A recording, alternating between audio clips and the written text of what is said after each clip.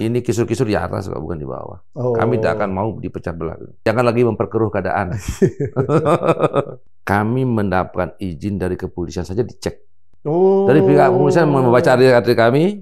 Oh, jadi polisi itu udah langsung membaca memverifikasi mana ya? Dukungannya, berapa persen, baru keluar izin itu. Jadi sebetulnya Pak Arsyad tahu terjadinya Munaslup ini? Dari 6 bulan lalu. Sudah tahu itu ya? Kalau ini tidak diselesaikan, Munaslup akan Munaslup terjadi. Pertimbangan beliau mungkin entah apa ya, saya tidak berani memprediksi kenapa harus dibiarkan kami sampai terjadi ini.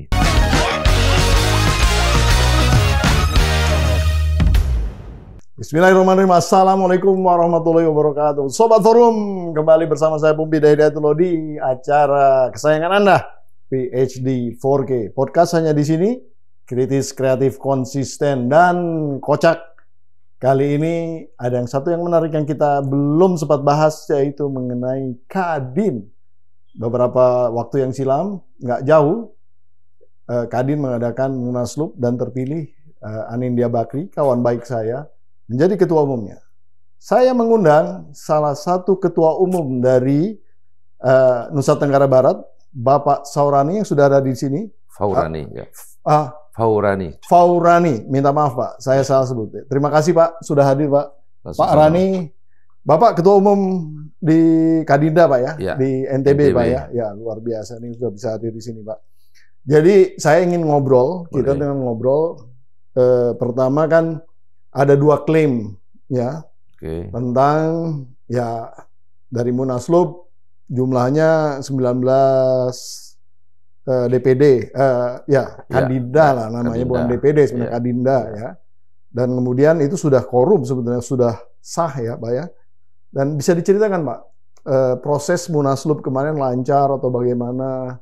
Tapi kan ada klaim dari ketua umum sebelumnya nih, ketua umum Kadin, itu bahwa itu tidak sah dan kemudian tidak memenuhi syarat karena masih banyak yang sebetulnya kurang gitu jumlahnya yang ikut gitu. Nah, mungkin Bapak bisa menceritakan apa yang terjadi di Munaslup secara real. Silakan Pak.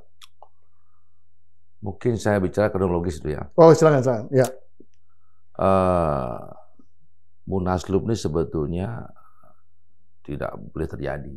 Tidak boleh terjadi ya. Karena kami di Kadin-Kadin daerah ini punya silaturahmi yang cukup kuat. Pertemanan, suka duka, dan kami sering mengumpul lah, bahkan Kolir Barat, Tengah, Timur, dan sebagainya. Namun di akhir-akhir waktu selesai Pilpres ada suatu situasi yang berbeda. Kemudian ada beberapa daerah yang menilai juga kepemimpinan bukan tidak baik, mungkin kurang pas, sehingga setelah dibicarakan oleh teman-teman Korwil Barat, Tengah, Timur, ada sebuah dinamika baru, dan kami sebenarnya ingin bertanya kepada ketua umum, tapi belum pernah menjelaskan. Beliau selalu bilang ini aman-aman saja. Pada kenyataannya beda di situasi, di lapangan, di dalam kepengurusan, mulai terpecah-pecah. Memang Kadin ini tidak boleh politik itu intinya, tapi seperti itu. Ini cikal awalnya gitu. Sayang sekali kan. Iya. Kami di daerah harusnya pengusaha fokus untuk fokus usaha, meningkatkan usahanya Pak ya. Iya. Nah, kemudian bukan langsung terjadi Munaslup, bukan ya. Ada prosesnya ya? Ada prosesnya 6 bulan yang lalu.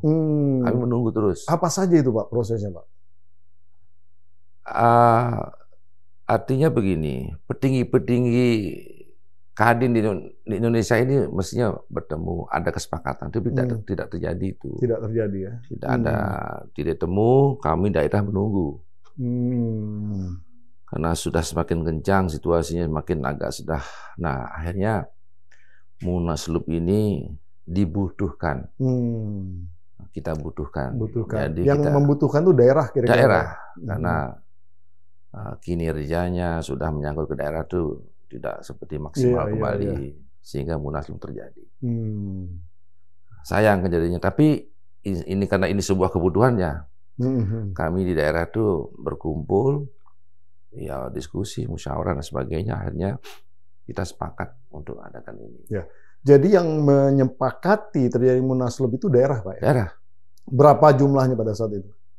Waktu itu masih antara 12-13. 12-13 daerah. Kemudian ada yang ikut gabung-gabung. Setelah cukup, baru 19 itu ya kira-kira. Baru kami adakan. Karena kalau kurang kan tidak boleh. Terus Bapak, teman-teman daerah ini kemudian meminta Pak Anin atau bagaimana ceritanya? Belum, masih jauh itu. Masih jauh tuh ya. Kita yang penting ini munaslup ini. Munaslup terjadi dulu. Munaslup tujuannya, mohon maaf nih, mau menggantikan Pak Arsyad gitu kira-kira? Atau ada tujuan lain? Kami ingin mempertanyakan Pak Arsyad. Oh, mempertanyakan. Kami undang juga beliau ada. Kami undang petinggi-petinggi yang lain. Namun Pak Arsyad tidak datang.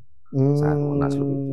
Munas ini kan sebuah pertemuan lah. Betul. Ada munas, ada munaslup itu beda sama aja ini. Cuma ini karena urgent kita anggap luar biasa. Iya. Kami undang beliau dan hadir.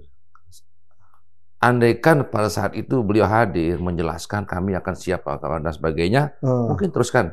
Lanjut bisa juga ya. Bisa. Tidak perlu diganti lah. Jadi yang terjadi beliau tidak hadir, tidak ada jawaban apa-apa. Tidak ada jawaban apa-apa. Ya udah, karena itu kan agenda kami daerah bersama dari asosiasi anggota luar biasa. Ya, sudah cukup syarat ya kami adakan. Ya. Nah, terus bagaimana bisa tiba-tiba muncul Pak Anin sebagai figur ketua umum ini, Pak? Ceritanya gimana? Memang beberapa minggu sebelum ini terjadi sudah ada nama-nama beliau. Oh. Muncul kan memang dari dulu beliau nih Pak Anin ini memang istilahnya menjadi kandidat kuat. Pada saat Pak Arsyad maju pun dia sebenarnya sudah menjadi kandidat kuat. Itu dulu memang sangat kuat beliau ketika menjadi rival. Beliau juga salah satu calon yang kuat. Namun ada kesepakatan beliau mengalah. Gitu. Nah, rupanya tiba-tiba karena sudah mendekati mau terjadi munaslup muncul angkat kuat nama beliau. Nah, itu. Jadi akhirnya sepakat. Nggak ada calon lain tuh, Pak?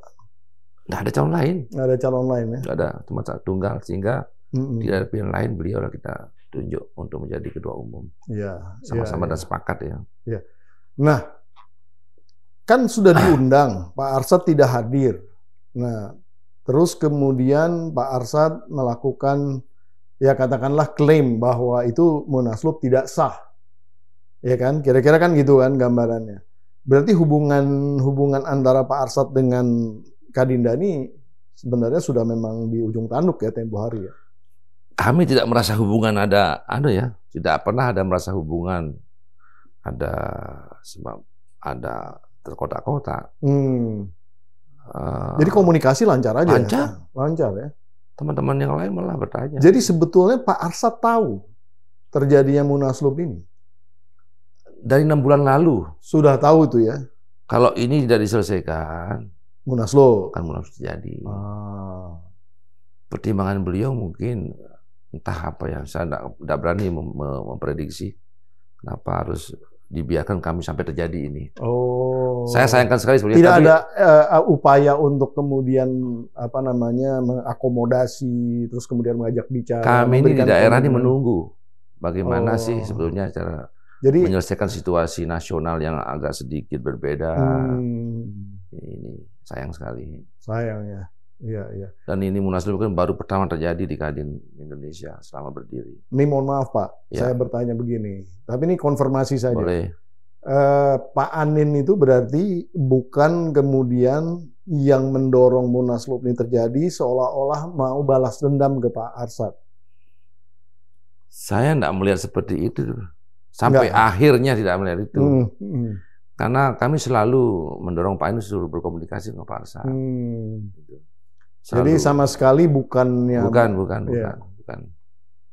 Pak Anin itu kan teman saya juga, baik sekali, dan saya melihat beliau ini orang yang sebetulnya sangat baik terhadap banyak orang ya. Dan saya melihat dua-duanya baik kok ini. Iya, Pak Arsyad juga saya kenal juga baik juga. Sahabat gitu. Saya baik, selama memimpin juga. Tapi berarti ini isu bukan isu politik, bukan isu apa-apa, tapi isu organisasi ya.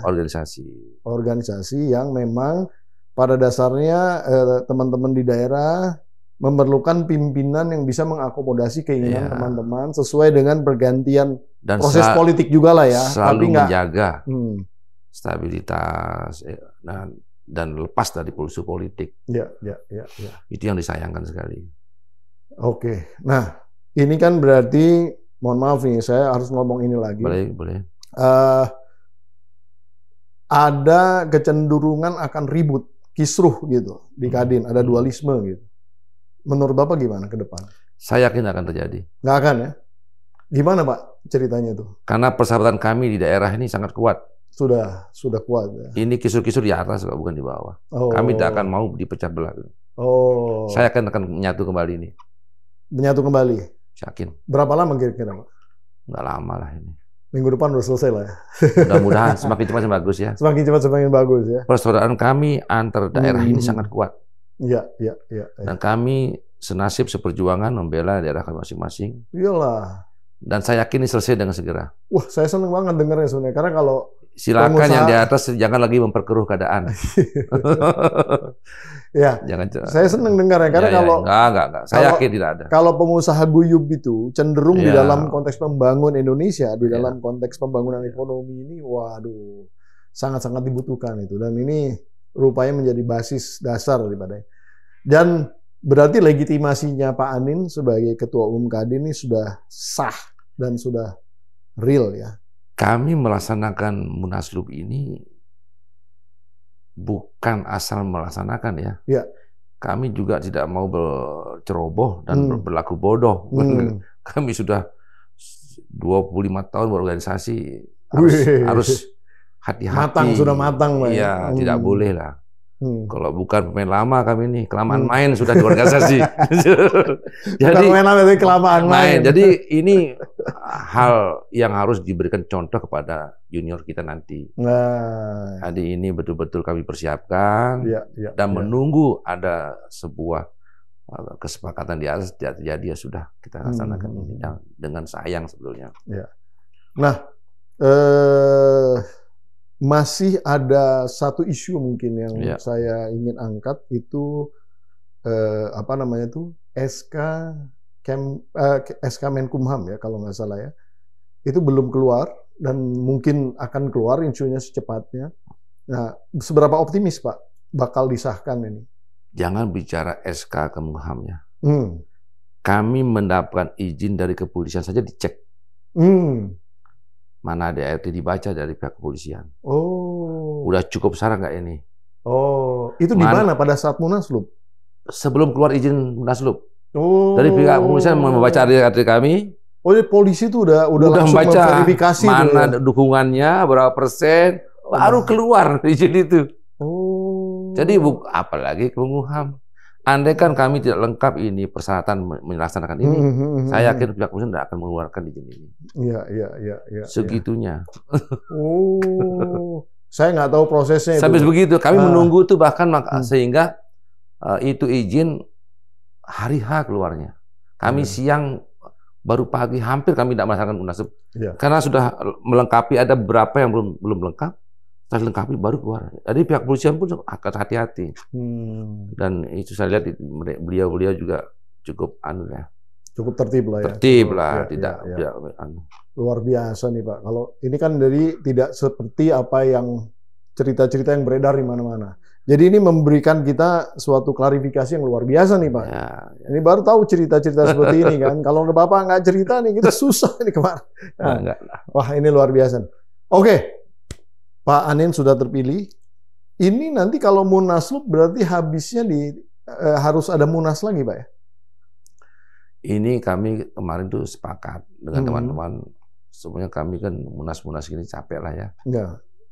Pasti ada perpecahan, sehingga kami itu juga ini Munaslup ini menghasilkan untuk keputusan 5 tahun. Oh, langsung penurunan 5 tahun ya. Bagaimana juga diputuskan di Munaslup keputusan tertinggi adalah di sini. Ya, jadi sudah putus di situ ya. Jadi nanti Pak Anin ini dan jajarannya tentu sampai akan 2029. Sampai 2029. Wah, cocok banget nih pas dengan pemerintahan yang akan dilantik ya tinggal beberapa minggu lagi nih ke depan. Hampir sama waktunya bersamaan. Ya, cocok sekali nih, luar biasa. Nah, lalu harapan daerah kepada Pak Anin apa aja tuh Pak, kira-kira Pak? Kita semua berharap Pak Anin ini melaksanakan tugas lebih baik. Saya yakin Pak Anin ini bisa. Dia mempunyai kelebihan juga. Dia memimpin sesuatu itu, menyapa kami selama ini. Beliau sebagai ketua Dewan Pertimbangan, sebelumnya sebagai wakil ketua organisasi yang sering ke daerah, menyapa kami dengan hati. Memimpin ini kan harus dengan hati juga, tidak bisa. Dan yang terpenting harus bisa membedakan mana memimpin perusahaan, mana memimpin organisasi. Ini kadang-kadang teman-teman lupa. Ya. Pak, 25 tahun berarti Bapak udah di Kadin, Pak ya? Saya 20 tahun di Kadin. 20 tahun? Ya. Berarti kalau 20 tahun, zaman Pak Ical mimpin, bapaknya Pak Anin... Saya sudah di Kadin, tapi di kabupaten kota. Nah, Pak Ical kan termasuk salah satu ketua umum Kadin yang paling sukses juga itu, Pak. Nah, kira-kira nanti Bapak harapannya Pak Anin dengan Pak Ical, apa yang dicapai oleh Pak Ical di masa lalu, apa bisa dicapai oleh Pak Anin di masa yang akan datang? Ini karena bibitnya ya, mudah-mudahan bisa tercapai ya. Cocok lah ya. Nurun ini. Dan kelihatan kok, ini kelihatan. Betul. Cara beberapa ngambil keputusan, beberapa kali kami lihat tuh bagus lah. Ya, yang saya salut kepada keluarga Bakri ini dalam konteks pertemanan ya sebetulnya. Ya. Mereka dengan teman itu benar-benar saling menghargai ya, menghormati. Dan itu diturunkan sampai ke Pak Anin. Saya bersahabat sama Pak Anin juga udah lama dan merasa sekali gitu ya. Persahabatan itu baik gitu. Jadi ya memang seperti itu karakternya. Nah, mudah-mudahan ini pun juga sama dengan teman-teman Kadinda dan jajaran yang lainnya tentunya. Ya, kalau harapannya sudah baik, semuanya sudah baik, berarti tinggal... Nah, nanti kan ke depan ada musda-musda tuh, Pak. Ya. Nah, Bapak kapan ininya, Pak? Saya tahun depan. Tahun depan ya? Tahun depan. Mau lanjut lagi, Pak? Kita lihat nanti. Ya, kalau ada yang kantor lebih bagus, silakan. Gitu. Oh, begitu ya.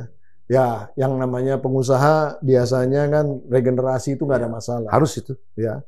Kita lihat juga harga yang... Nggak seperti politik gitu ya. Nah, karena pengusaha itu yang paling penting basis usahanya semakin berkembang dan bisa bekerja sama semua orang ya. Kira-kira seperti itu. Wah, luar biasa Pak Rani.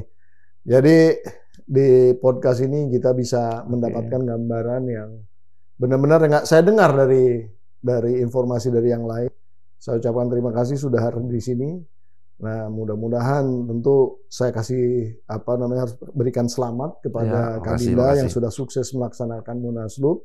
Dan juga selamat kepada Pak Anin yang sudah terpilih, dan mudah-mudahan Kadin ke depan lebih baik lagi, lebih maju lagi, dan lebih bisa mendorong perekonomian Indonesia ke depan tentunya. Harus itu. Baik, Pak, mungkin ada beberapa patah kata sebagai closing statement yang ingin disampaikan kepada Sobat Forum, silakan. Terima kasih kami sudah diundang, bisa menyampaikan kepada teman-teman, terutama pengusaha kecil menengah UMKM, bahwa teruslah berusaha. Jangan patah semangat walaupun situasi ekonomi secara global seperti sekarang kita lihat, tapi kita mempunyai sebuah kelebihan kebiasaan di antara teman-teman bermasyarakat, berpengusaha, itu adalah jiwa gotong royong, saling membantu, dan insya Allah di bawah kepemimpinan Pak Anin itu ada jiwa itu. Dan kami sudah sepakat kemarin beberapa kali pertemuan bahwa kita akan bersama-sama turun membina UMKM untuk naik kelas. Luar biasa. Mudah-mudahan ini sudah terjadi, saling doa, dan semua kita harap untuk solid lah. Dan teman-teman yang lain juga kita harap segera ini berakhir situasi ini. Dan yang lain mungkin yang di pihak-pihak yang lain jangan lagi diperkeruh keadaan ini. Dan jangan coba-coba memisahkan persatuan kami di daerah. Tidak akan terjadi itu. Terima kasih. Wassalamualaikum warahmatullahi wabarakatuh. Waalaikumsalam. Terima kasih, Pak. Luar biasa. Nah, Sobat Forum, Itu tadi Bapak Faurani, Ketua Umum Kadinda dari NTB yang sudah menjelaskan secara gamblang, secara kronologis, dan juga secara berbagai macam proses yang terjadi saat Munaslup yang menjadi cerita banyak orang dan secara sekarang menjadi clear dan klarifikasinya benar-benar jelas begitu ya.